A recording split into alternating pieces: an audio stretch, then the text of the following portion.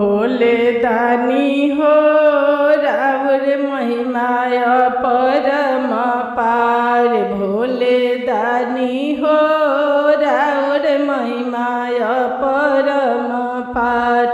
भोले बाबा हो राउर महिमाय परम पार।